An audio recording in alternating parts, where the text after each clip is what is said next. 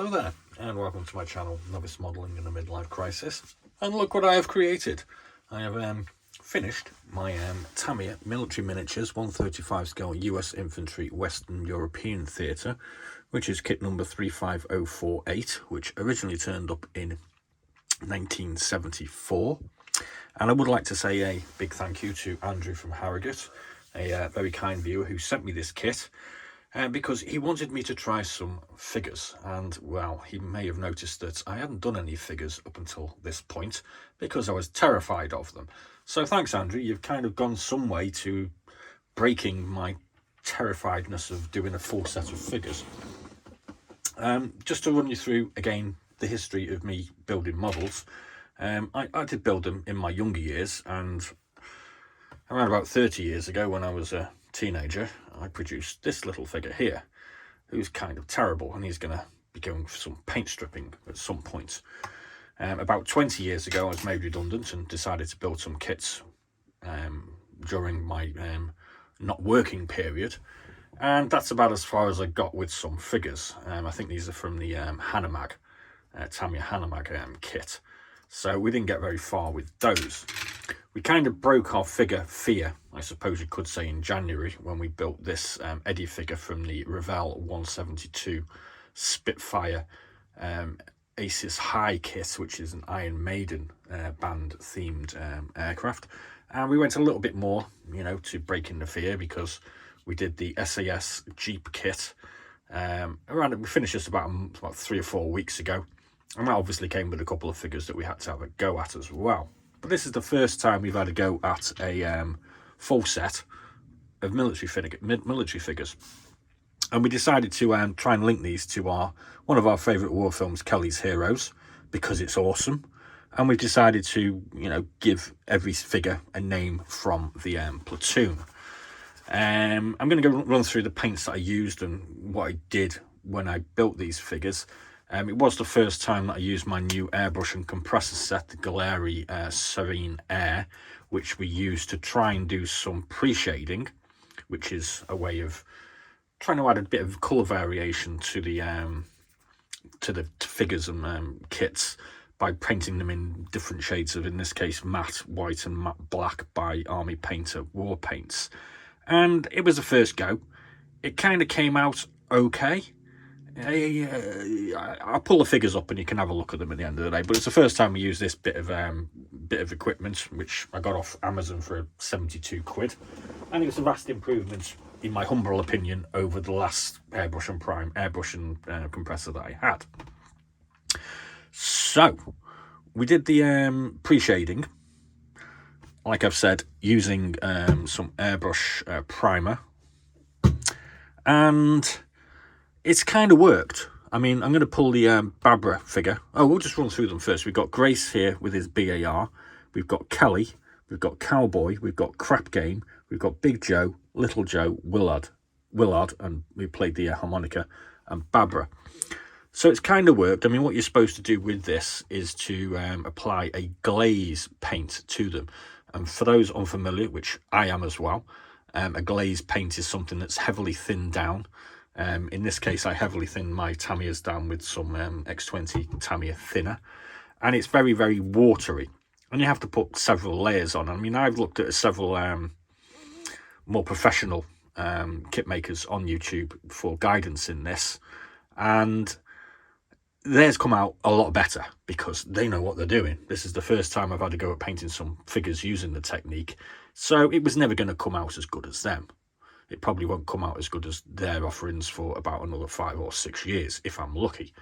But we've got colour variation, which is what I wanted. So that obviously you get by painting it first. I painted it first in black, and then I painted white from a downward angle, mainly on the standing figures, and it hits it and it gives it a sort of textured effect. So you can refer to one of the previous videos. This will be in a link in the description bar to built kits, and that will kind of show you how I went about it. I'm not saying that how I went about it is the right way. I'm just a novice modeler who's kind of faffing around and trying to figure these things out for himself with a little bit of guidance from superior kit makers. So as we can see, Barbara's got some kind of dark areas. He's got some paler areas as well. But I think I got the technique down reasonably well for a first go. That's what I think anyway. I mean, let's face it, it looks a damn sight better than this one. And this one is kind of, looks okay, the paint-wise attachment, but he is kind of bland, I suppose you could say. So, yeah. These ones do have some colour variation, but that's just by applying a dirty wash to them. I suppose that's the easier way you could go around doing this sort of thing. So anyway, we're going to use Barbara as a sort of test figure. As you can see, we used a whole range of 17 different colours of paint to do this. And we've used varying shades of green on the jacket. We've used, I can't remember the exact colours I used on where they were, but I think we used the olive drab on his trousers.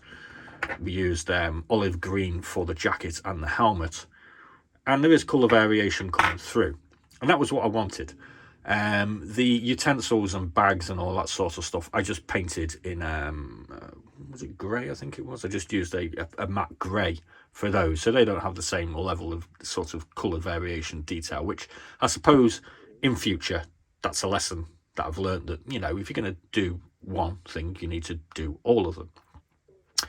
We might note that the faces are kind of bland. We do have the AK Figures Flesh and Skin set, but I kind of figure that, you know, doing sort of detailed flesh is kind of something a step further, and that's something we'll be doing in the future. Though we did pinch the AK 11403 highlight flesh out to do the colours, because I tend to find that this looks a bit orange, the XF15 flat flesh, and I'm sure you can sort of dilute it down by using white, but that's just my personal appreciation of the situation. So I'll run through the figures. So as we can see here, we've got Grace, who unfortunately copped it in the minefield at the sort of first 40 minutes of the film. He was the one that was originally carrying the BAR, so that was how he was decided to be the Grace figure. As you can see, he's got his boots painted in a different colour to this brown section here, which I think is going to be his socks. We have some colour variation. All of the utensils, the water bottles, pouches, etc. were painted in Tamiya khaki. And obviously we've got the, he's coming off his stand there. We've got the knife attached in a variety of colours. We've got his entrenching tool. The weapons were generally coloured in metallic grey, XF56, because that was the recommended one. We have Kelly here. Oh, let's put Grace back in his correct place. Grace Kelly. Do you get it? Grace Kelly. Yeah, that's kind of unintentional. We've got Kelly here. Now he's got the gaiters, the army gaiters on, which were painted in XF57 buff. I'm not quite sure whether they wear gaiters in the film, but as you can see, he's got different colour trousers and a different colour jacket, which is a different colour to the actual depicted figure on the box, because I've pretty much basically watched Kelly's Heroes and based my colour selection on the figures. I haven't gone as per the box. As we can see, he's carrying his Thompson in a rather sort of laid back fashion, because at the end of the day, this is Clint Eastwood. He's the man, and he doesn't need a water bottle. He doesn't need extra ammunition belts or grenades like the rest of the guys, because let's face it, this guy's indestructible. We've got Cowboy here, because he was picked out this way because he's kind of, no, that's Cowboy, made a mistake. This is Cowboy, because he's basically got a cowboy pose with his Thompson machine gun. Again, he's got the buff coloured these things on. He's got a fuller set of equipment. I'm not really au fait with whether, you know, this equipment is set up the correct way. I have just applied this with a sort of, I'm going to stick it here because that's kind of where it seems to fit easiest. I don't know whether there was a set way of doing this or not. And here we have one of my favourite characters, Crap Game, because he's carrying the is it 30 cal or 50 cal? I can't remember. He's carrying that bloody cannon. And we've also given him all of the gear, because he bitched like a bugger right the way through the film about having to carry stuff. So he's the one that's been lumbered with the rucksack. I've made him carry his own tripod. This is a standard tripod from a older kit that I had in a box of stuff. And I've cut it down to make it into a sort of folding, sort of carrying thing. He's also got his, what was that, a carbine? I can't remember, because, you know, he might need that when he's not carrying, when he's run out of ammo for his cannon. Here we have Big Joe, Telly Savalas, and he's got a full complement of grenades. I've also given him the pistol holster because he was a sergeant. Technically, Kelly, who was a lieutenant at some point, probably, I don't know, wouldn't be carrying a pistol, maybe? Not too sure.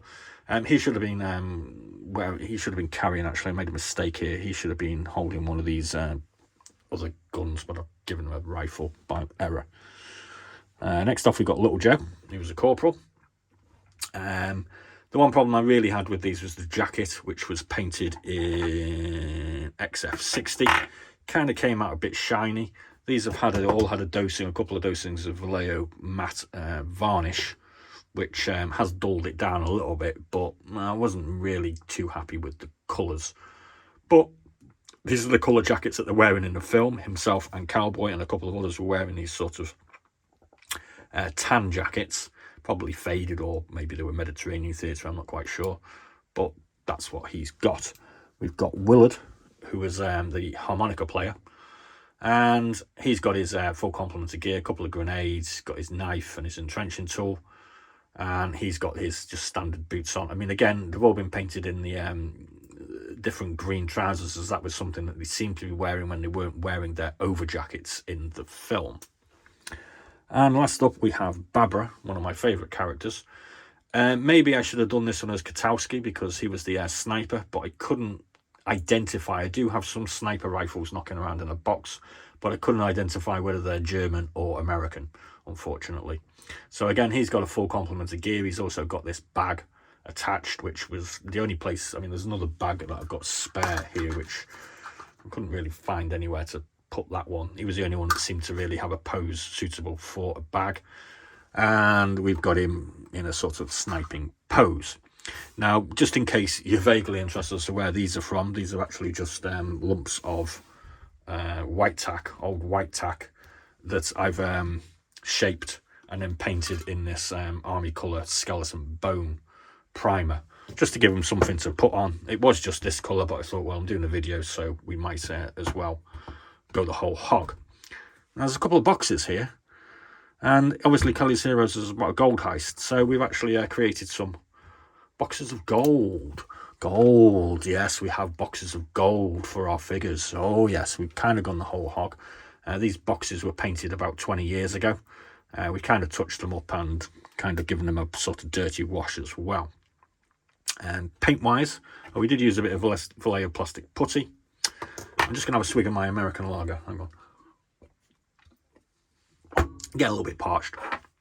The colours we used XF64 red brown, shoes and leather. Flat earth, which was, I think that was shoes as well. Flat brown, which I think was the socks. XF9 hull red, because I decided to do Barbara's shoes in a different colour. XF57 buff, which was the gaiters.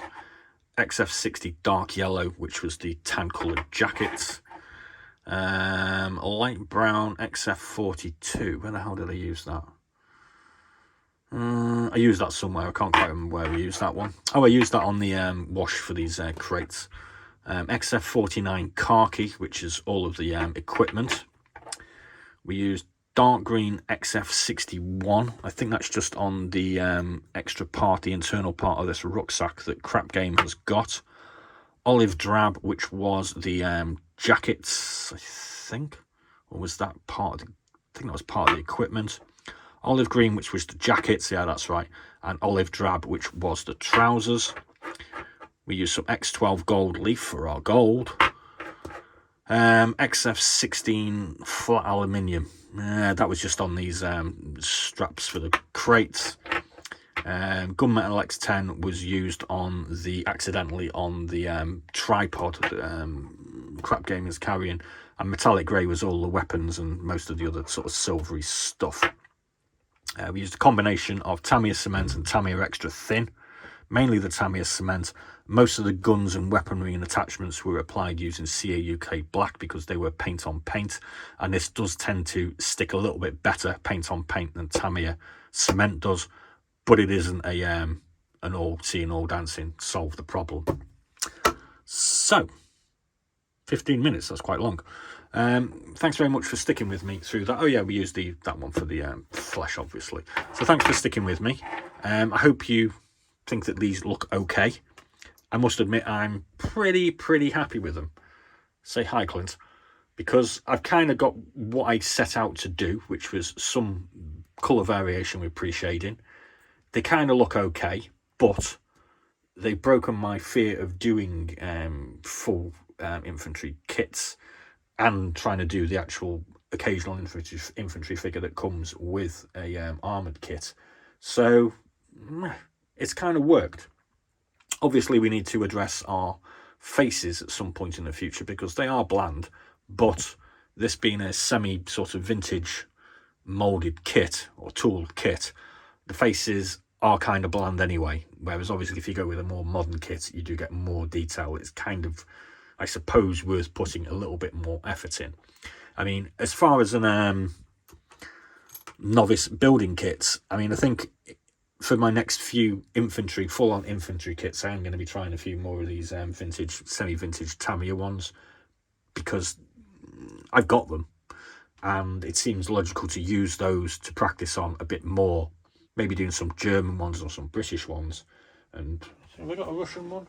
I need a Russian one. I'm going to have to buy a Russian one from somewhere before we start moving on to some of the slightly more detailed and more modern mini arts and master boxes and etc, etc. So we'll do a few more of these in the future. So cheers with my Brooklyn Brewery Lager. Please do remember to check out some of our other stuff, and at some point in the future we'll probably have a go with our wet palettes, because this is how you're supposed to, this is something you're supposed to use with painting figures, and it looks pretty good. I just ain't got a clue how to use it yet. So thanks very much for watching. Please do like and subscribe, and as always, be seeing you, and remember, Kelly's Heroes. Check Kelly's Heroes out. It's an awesome film. I'm going to ramble on for another 40 seconds because why the hell not? I'll make an 18-minute video then. I'm sure nobody's actually listening anymore, but we do have 241 What's in the Box kit reviews on the channel if you haven't tuned in before. And there's plenty of other things of this novice modeler or Muppet who makes models badly. He's trying to get better, trying to throw some of his kits together from his massive collection of 750-ish kits. Got a couple of things coming up over the coming weeks. One of them is going to be science fiction related. Ooh, kind of a move away from what we do, but that'll be coming up within the next week. We're going to do another You Choose My Next build with that, and another You Choose My Next build for the Dutch Air Force on May the 10th, which is the start of the invasion of the Low Countries by the Germans. So they're all things that are coming up. So do please tune in the future, and there'll be more stuff coming up shortly. As always, be seeing you.